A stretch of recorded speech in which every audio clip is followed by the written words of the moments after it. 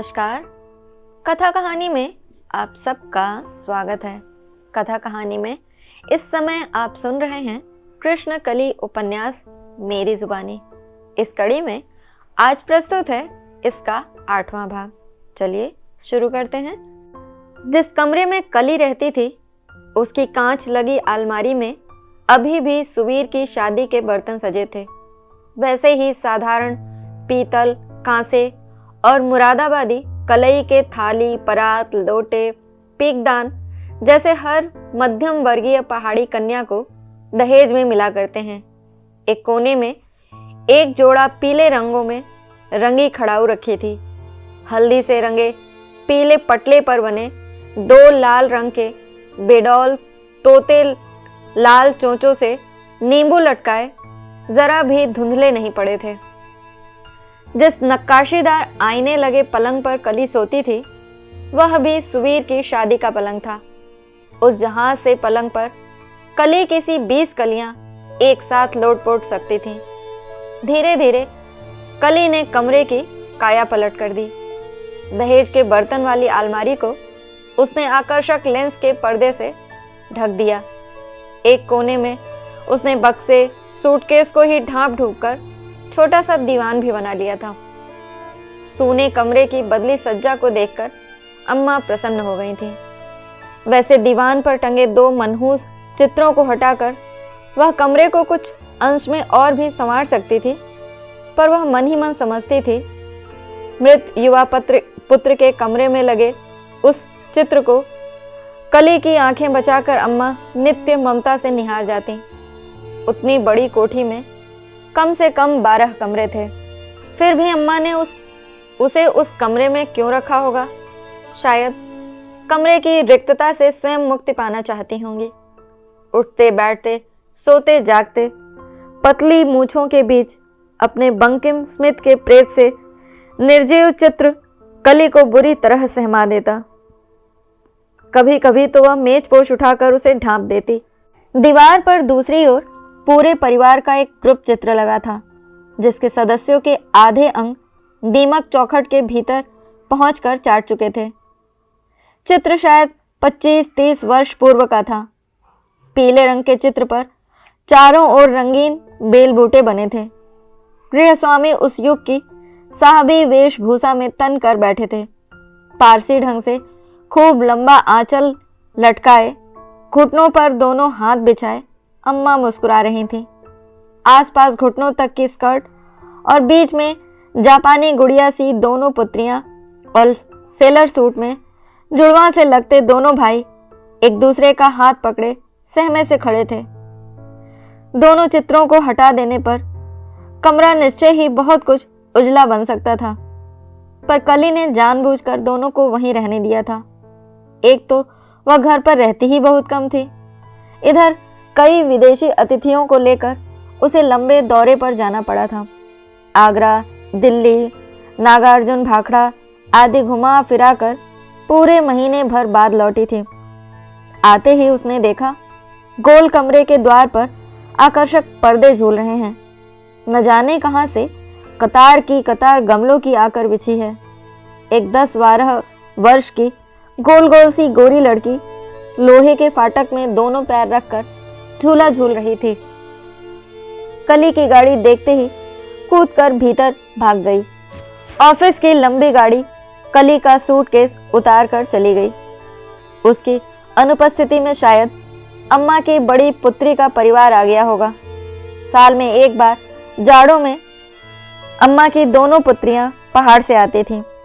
झूला झूलने वाली लड़की शायद अम्मा को कली के आने की सूचना दे आई थी।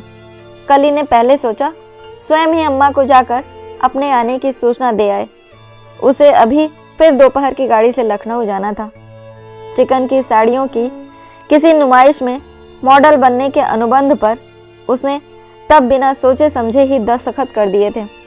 तब क्या पता था कि इस 1 महीने के भीतर उसकी हड्डी हड्डी दुखने लगेगी। अरे तू आ गई, एक तार ही कर देती तो महावीर स्टेशन चला जाता।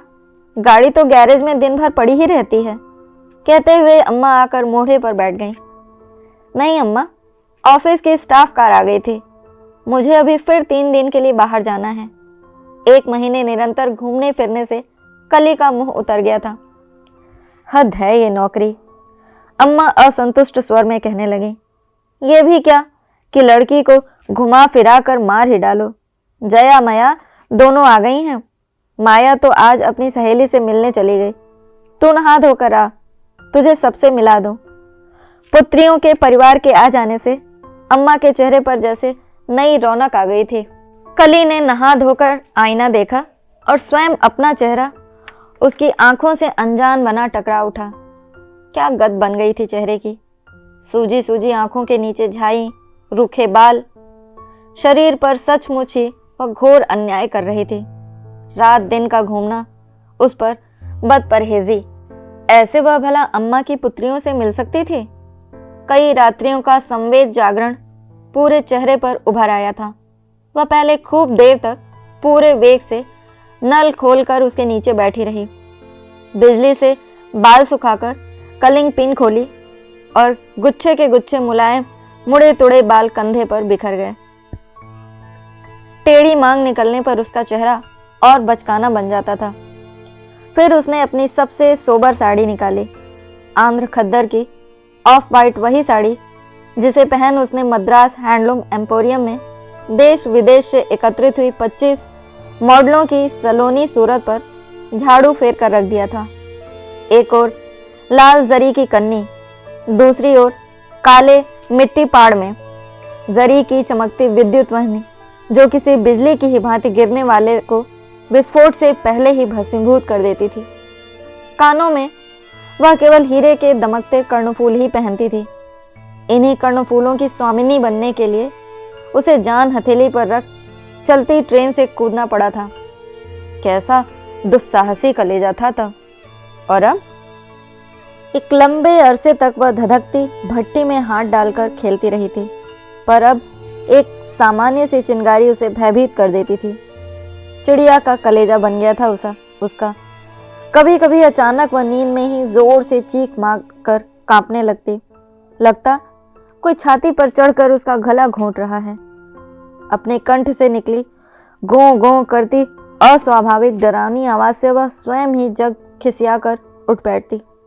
पसीना पसीना बनी वह फिर बड़ी देर तक सो नहीं पाती। अपनी कंपनी के डॉक्टर गुप्ता के पास वह गई तो उन्होंने हंसकर कहा था, नर्वस मिस मजूमदार, नर्वस, शादी कर लो बस, फिर कोई छाती पर चढ़कर गला नहीं घोटेगा। हाथ की नन्ही घड़ी को सहलाकर कली ने कलाई पर बांध लिया। चारों ओर हीरों की वर्तुलाकार पंक्ति में घिरी घड़ी के भीतर टेढ़े मेढ़े रोमन अक्षर चींटियों से चमक रहे थे। यह घड़ी लॉरीन आंटी की भेंट थी। एक बार एक साथ 300 घड़ियां स्मगल करने का कठिन भार लॉरीन ने कली को सौंपा था और वही भार सफलतापूर्वक वहन करने के पुरस्कार स्वरूप उसे यह अनूठी घड़ी प्राप्त हुई थी। गोदी में था भाड़े का एक गोल मटोल शिशु और उसी शिशु के नैपकिन में रुई के भीतर धंसी थी विदेशी घड़ियां। ऐसा ट्रेंड शिशु कली ने अपने जीवन में पहली बार देखा था। बंबई से कलकत्ता तक की यात्रा और मजाल जो पट्टा एक बार भी रो दे। देखने में ऐसा गुलगुथना जैसा मोम का डला हो। उसी डिब्बे में लड़कियों की एक हॉकी टीम बंबई से कलकत्ता जा रही थी। लंबे लंबे मर्दाने चेहरे वाली सब लड़कियां वैसी ही रूखी सूखी जैसे प्रायः हॉकी खेलने वाली लड़कियां हुआ करती हैं। उन अश्वमुखियों का दल अपने कोच और मोटी मैनेजर सहित कली की गोद के शिशु के पीछे जैसे दीवाना हो गया था। ये आपका बच्चा है? सच, कौन विश्वास करेगा? उनके लंबू कोच ने कहा था। क्यों? कली ने सहम कर पूछा था। कहीं सीआईडी ने तो नहीं सूंघ लिया? नहीं जी, माफ कीजिएगा, अब तो खुद ही बच्चा लगती हैं। और अपनी बत्ती सी दिखाकर वह ही करके हंसने लगा था। टीम की हर लड़की ने उसे बारी बारी से गोदी में ले लिया। हॉकी स्टिक सी ही बन गई। कड़ी ठूंठ सी बाहों में उछाला, गुदगुदाया, चूमा चाटा, पर 120 विदेशी घड़ियों का लंगोट बांधे हुआ नन्हा पहलवान कैलेंडर के बच्चे वाली हंसी से सबका मन मोहता रहा। लॉरीन आंटी का यही अंतिम काम किया था कली ने। उसी रात को आंटी ने उसकी कलाई चूमकर उसे घड़ी पहना दी थी। सोने में मढ़ कर रखने लायक हैं ये दक्ष कलाइयां और ये चेहरा। यही तुम्हारा सबसे बड़ा अस्त्र है कली। क्यों आंटी? अनजान बनकर कली ने पूछा था। क्यों? इसलिए मेरी बच्ची कि किसी का खून भी कर दोगी तब भी अदालत तुम्हें छोड़ देगी। ऐसा निर्दोष चेहरा, ऐसी निष्पाप आंखें और देसी उस्तरे की धार सी तेज उंगलियां। कली ने गर्व से दर्पण को चुनौती दी। हाथ में बटुआ और कंधे पर एयरबैग लेकर वह अम्मा के परिवार से मिलने चल दी। लो, आ गई कली। अभी अभी तेरी ही बातें कर रही थी। बड़ी लंबी उम्र है तेरी। ये है मेरे बड़े दामाद दामोदर और ये छोटे हैं नवीन। ये जया है।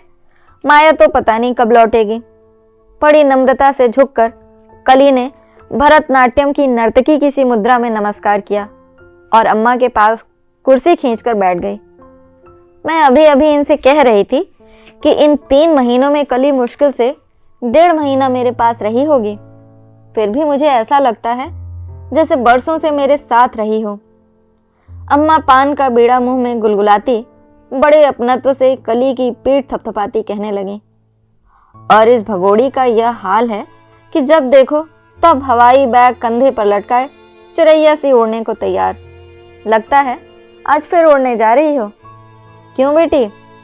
नहीं अम्मा, कली हंसी। अपनी एक ही हंसी के घातक प्रहार से उसने अम्मा के दोनों ठसकेदार दामादों को ढेर कर दिया। ये उसे समझने में देर न लगी। उसने आश्वस्त होकर अब अपना दूसरा प्राणघातक अस्त्र छोड़ा। विलंबित स्मित के दर्पण में वह जानबूझकर दोनों आकर्षक गालों के गढ़ों की चमक से दोनों पुरुषों की आंखों को चौंधियाने लगी।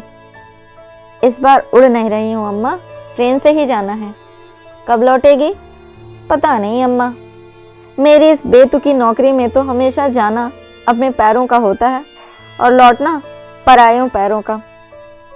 अम्मा के बड़े दामाद दामोदर प्रसाद कली को आंखों ही आंखों में पिए जा रहे हैं। यह शायद उनकी तुनक मिजाज पत्नी ने देख लिया था। क्यों जी, आज नहाना धोना नहीं है क्या? अम्मा भला कब तक तुम्हारा खाना लेकर बैठी रहेंगी? जया का रूखा कंठ स्वर सुनते ही कली ने पल भर में भांप लिया कि उसकी अनुपस्थिति में मातृगृह में अचानक टपक पड़ी सुंदरी कली को देखकर वह निश्चय ही प्रसन्न नहीं हुई हैं।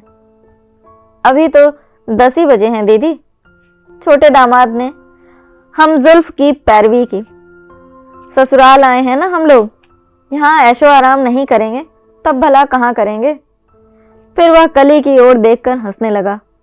उसके प्रयास से चिड़चिड़ी जया और भी सुलग उठी। जी हाँ, माया नहीं है ना, इसी से चहक रहे हैं।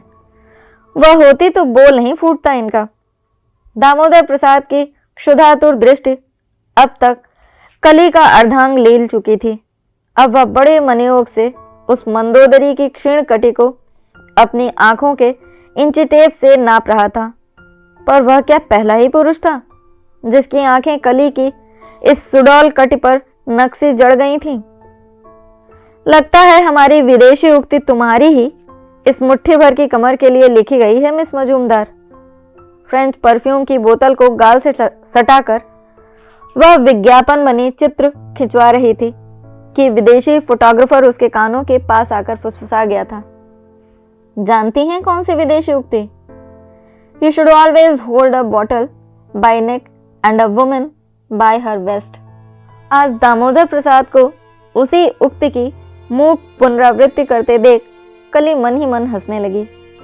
एक टीनेजर पुत्री का पिता है यह व्यक्ति, कौन कहेगा? और जो हो, अम्मा ने दामाद खूब कस कस कर छांटे थे।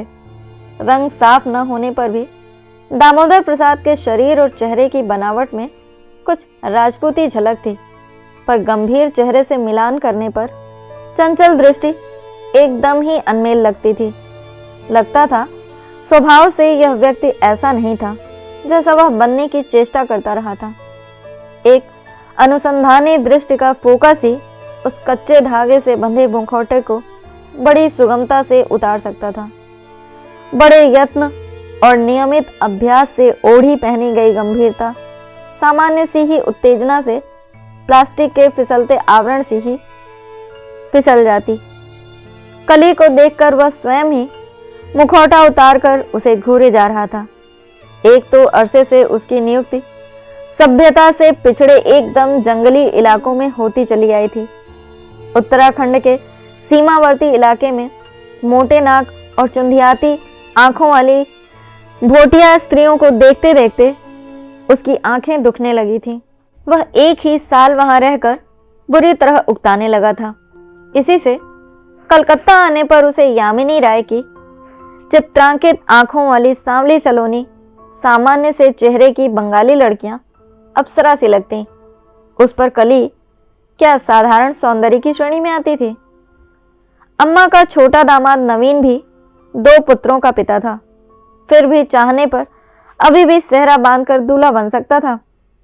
उसका चेहरा लाखों की भीड़ में देखकर भी कली पहचान लेती कि वह नैनीताल या अल्मोड़ा का है। एकदम साफ चिट्टा रंग, लड़कियों की सी बड़ी रसीली गहरी लिपस्टिक लगाई हो मानो। ए अम्मा, इस तुम्हारे कलकत्ते में साले मच्छर बहुत हैं, सारी रात सो नहीं पाया। उसने पहली बार मुंह खोला और अपनी गोरी गोरी बांह खुजलाने लगा। पता नहीं तुम्हें कैसे मच्छर लगते हैं नवीन, जया चिढ़े स्वर में कहने लगी। हम भी तुम्हारे ही बगल के कमरे में हैं, कहीं भी एक मच्छर ढूंढे नहीं मिलता। उसके स्वर को सुनकर कली को लगा कि वह आज शायद उसी की उपस्थिति से चिढ़कर हवा से उड़ने को तैयार है। कली ने पहली बार उसे ठीक से देखा। रंग उज्जवल होने पर भी आवश्यकता से अधिक लंबी नाक ने पूरे चेहरे की रंगत बिगाड़ दी थी। गौर से देखने पर गले में सामान्य रूप से उभरा हुआ गलग्रह भी स्पष्ट दिखने लगता, जिसे जया ने मंगलसूत्र की तिहड़ी लड़ से छिपाने का प्रयत्न किया था। फिर भी कली ने तीखी दृष्टि उस पर गड़ा कर रख दी। अरे, वह अनजान सी बनकर कहने लगी कि ये गले में क्या हो गया है? क्या किसी जहरीले कीड़े ने काट दिया है? अब तक गर्व से तनी बैठी जया प्रश्न के साथ ही छोई मोई बन सकुचा गई। कुछ उत्तर न देकर उसने सकुचा कर गर्दन झुका ली। अम्मा ने अस्वाभाविक चुप्पी भंग की। न जाने कहां से यह गलग्रह इस साल इसके पीछे लग गया है। असल में जहां दामोदर की नौकरी है, वहां के पानी में सुना है आयोडीन की भारी कमी है। इसी का इलाज कराने तो यहाँ आई है। ओह, कली के स्वर में बनावटी सहानुभूति की खनक जया से छिपी नहीं रही। यहाँ वह अकड़ू छोकरी नहीं आई होती तो क्या उसके गलग्रह का बुलेटिन अम्मा जिस किसी को देती फिरती? मैं चलूं अम्मा? हंसती हुई कली उठी तो गृह के दोनों दामादों की मुग्ध 2 जोड़ा आंखें उसकी मुट्ठी में बंद थीं। लगता है मुझे लेने दफ्तर की स्टाफ कार भी आ गई है। गाड़ी का शब्द निकट आता गृह की बरसाती में पहुंचकर थम गया। कली उठकर बाहर आई तो दफ्तर की गाड़ी कहीं नहीं थी। लगता था पड़ोस के जस्टिस मुखर्जी की कार का ही शब्द था। प्रायः ही ऐसा होता कि वह उसी गाड़ी के धोखे में तैयार होकर बाहर निकल आती। लगता उन्हीं की बरसाती में कार रुकी है। क्यों न पिछवाड़े के मार्ग से घूमकर बंगले की गैलरी में दीवार से कान सटा थोड़ी देर अम्मा की गलग्रह धारणी दंभी पुत्री और ठसकेदार जामाता द्वय पर उसकी उपस्थिति से हुई प्रतिक्रिया का आनंद लिया जाए। वह मन ही मन अपनी योजना पर प्रसन्न हो उठी। ऐसा हो ही नहीं सकता कि वहां उसके विवादास्पद व्यक्तित्व को लेकर गर्मागर्म बहस न चल रही हो। निश्चय ही अकड़ू पुत्री अम्मा को कृष्णकली को गृह में शरण देने के लिए कोस रही होगी। वैसे भी कली को बचपन से ही दीवार से कान सटा गोपनीय बातें सुनकर रस लेने की बुरी आदत पड़ गई थी। एक प्रकार से बाड़ी सेन ही उसकी इस कुटेव के लिए उत्तरदायी थी। जरा कान लगाकर सुनना तो कालोचान, तेरी हरामखोर आया किस मुंडी कटे से बातें कर रही है। उसने कली के नन्हों कानों को बचपन से ही दक्ष बना दिया था। स्कूल जाने पर वह नंस की डॉर्मेट्री की दीवारों से सटकर लुक छिप उनकी बातें सुनती रहती। कौन मदर उसके लिए कैसा विष वमन कर रही है, किस लड़की को आज स्कूल के कठोर नियम भंग करने की सजा मिलने वाली है, सब कुछ उसे पहले से ही पता हो जाता। हाथ का बैग लिए कली पर्शियन बिल्ली के से मखमली कदम रखती कॉरिडोर में छिपकर खड़ी हो गई। उसी से लगी अम्मा के कमरे की दीवार भेद कर जया का उच्च उत्तेजित स्वर कली के कान के पूरे पर्दे फाड़ने लगा। तुम भी अम्मा निरी मिट्टी का लोंदा ही रह गई, वह कह रही थी। पहले उस खबीस चुट्टे स्वामी को कहीं से पकड़ लाई, अब तुम्हारी बहू को लेकर भाग गया, तब तुम्हें कहीं होश आया। अब न जाने कहां से इस छोकरी को पकड़ लाई हो। किराया विराया भी देती है या फिर मुफ्त का ही सदाव्रत खोल बैठी हो। अम्मा ने धीरे स्वर में क्या कहा कली सुन न पाई। मैं तो पहले ही समझ गई थी कि ऐसी चालाक लड़की क्या खाक किराया देगी। पर अम्मा तुम्हें क्या हो गया है? सच ऐसी सुंदर कुंवारी लड़की को तुमने 3 ही दिन की जान पहचान में न्योत कर घर में बसा लिया। क्या बाबूजी से पूछ लिया था? अम्मा का स्वर अब झुंझला उठा। जया, वह बेचारी लड़की यहाँ रहती ही कितने दिन है? खाना बाहर खाती है और अक्सर दौरे पर, आज लखनऊ तो कल दिल्ली बंबई। मुझे तरस आ गया, एक तो पहाड़ी सी ही। अच्छा अम्मा, मजूमदार भरा पहाड़ी कब से होने लगे? जया की हंसी ने शायद छोटे दामाद को उकसा दिया। ठीक कह रही हैं अम्मा, चेहरा 100% पहाड़ी लगता है ना दामोदर दा? अरे ऐसी मीठी पहाड़ी बोलती है नवीन, अम्मा छोटे दामाद की शह पाकर बड़े उत्साह से कहने लगी। कह रही थी उनके पड़ोस में कोई जोशी की 3 लड़कियां थीं, उन्हीं से सीखी। अब हम तुम पहाड़ियों से तो बंगाली ही भली, हम तो पहाड़ी एकदम ही नहीं आती। बेला सेन को तो तुम जानती हो ही क्या? जया अपने सगे भाई को भी पेइंग गेस्ट बनाकर रखती थी। वह भला कली को छोड़ती? एक छोटे से कमरे के 120 दे रही थी, उस पर दिन रात की टिक टिक। इसने तो मुझे कुछ भी नहीं बतलाया। वह तो उसी की मेहरी उन दिनों हमारे भी बर्तन मलती थी। उसी ने कहा तो मैं ही इसे जबरदस्ती यहाँ ले आई। और फिर बेटी, तुम और माया भी 4 दिन रहकर ससुराल चली जाओगी। कली यहाँ रहेगी तो मेरा भी घड़ी 2 घड़ी जी बहल जाया करेगा। अभी पिछले महीने मुझे और तेरे बाबूजी को एक साथ ऐसा फ्लू हो गया था कि पलंग पर बेहोश पड़े रहे। यही पराई लड़की दुर्दिन में अपनी हो गई। ऐसी सेवा की इसने बेटा दामोदर कि क्या अपनी सगी लड़की करती। हाँ, तुम्हारी सगी लड़कियां जैसे कुछ काम ही नहीं करती। जया माँ को शायद चिढ़ाने पर तुली थी। बस करो यार, दामोदर की भारी आवाज ने झुंझलाकर जया को डपट दिया। अम्मा का घर है, जिसे चाहे रखें। तुम्हारा यहाँ अब क्या हक है?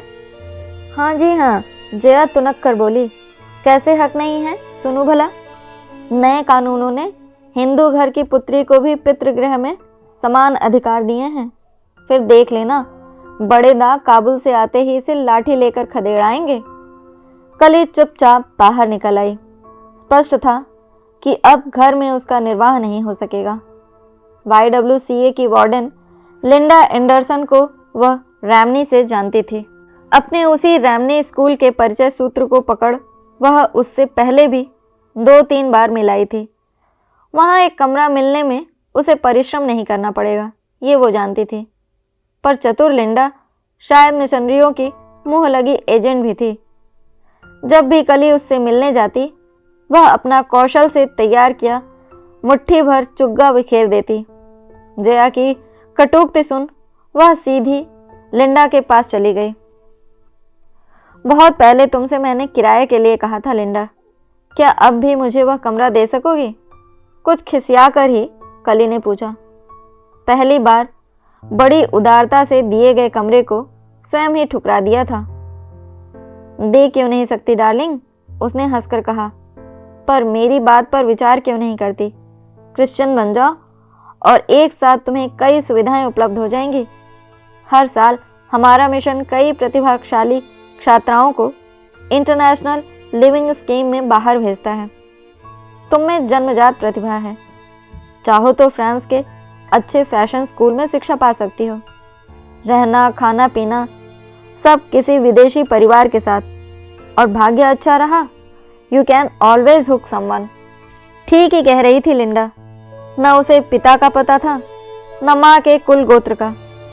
क्या कोई भी निष्ठावान हिंदू परिवार उसे कभी घर की बहू बनाने को तैयार होगा?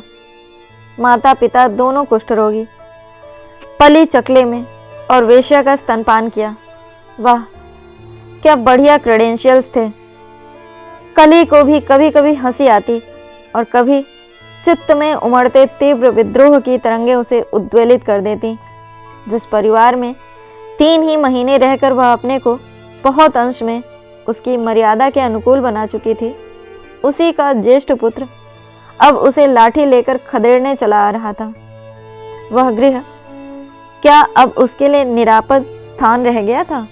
संसार का कोई भी पुरुष उसे लाठी लेकर नहीं खदेड़ सकता, इतना वह जानती थी। अम्मा के दोनों दामादों को जब उसने अपनी सामान्य सी सज्जा से ही चारों खाने चित्त कर दिया, तो वह काबली वाला आखिर किस खेत की मूली था? वह वैसे अम्मा से उनके पुत्र के विषय में बहुत कुछ सुन चुकी थी। वही पुत्र अब अम्मा का दुखता घाव था, रूप में और स्वभाव में, दोनों में अपने अन्य भाई बहनों से भिन्न। खाटो बंगाली छेले जन्मे छे तो मारमा, उसके पृथ्वी पर आते ही बंगाली दाई ने कहा था। सचमुच ही निखालिस बंगाली लड़का ही जन्मा था, और वैसा ही चपटा सर, घने काले बाल और ऐसा सांवला रंग कि बचपन में तो एकदम कहाँ लगा था लल्ला, अम्मा कहती। और इसके साथ ही कृष्णकली उपन्यास का 8वां भाग यहीं पर समाप्त होता है। अगले अंक के साथ जल्दी ही उपस्थित होंगे। तब तक के लिए नमस्कार।